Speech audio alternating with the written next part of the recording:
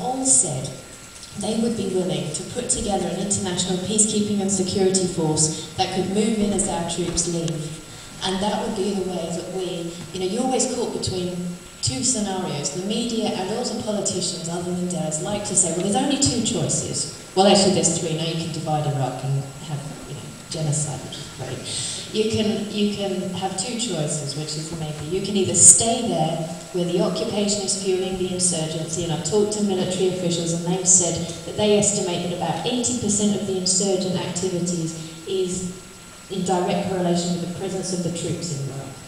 So if we pull out the troops, there will be a dramatic reduction in violence there, but there still would be violence. Okay, so we take the troops home, but there will still be a vacuum that needs to be filled at some point. If we leave a vacuum, then there could be a bloodbath. So you keep the troops there, and then we'll have a bloodbath because of the insurgent activities, or you take them home and create a vacuum, and then there will be more blood.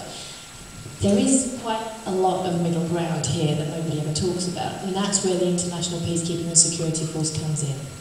And as I've said, we've had confirmation from so many leaders and ambassadors around the world who have said, as if America were to say it's going to close the bases, bring the troops home and the private contractors home and not push to privatise Iraq's oil, then of course they would go in, and it's within the world's best interest to have a stable state, because if you have a weakened state, then of course non-state actors will come in and there will be terrorist activities, and it will be devastating for the countries in the region and for the rest of the world. So of course they would come in, but America's got to stop creating these messes, and we need to change our thinking about these things.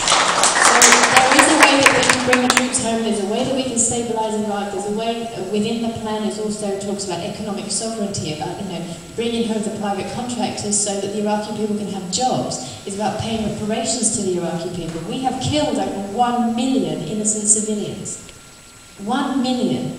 This is not a computer game, these are real lives. And it really, I was thinking on the plane this morning, I was sleeping on the plane this morning and thinking, how can we really reach people with numbers? It really does feel like, when you talk about 1 million people, it really does feel like a calculator, or it feels like a computer game. It looks like a computer game on any of the TV footage that you get.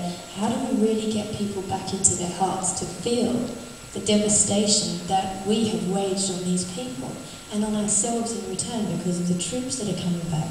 They're not only the dead troops that have come back, but the living dead who will just carry with them this darkness inside them, who are completely lost and just have the support of their families, who are now just becoming so devastated by the burden of the Iraq war being brought back to the United States. We have to have a leader that really understands this, and this is where Strength Through Peace comes in again.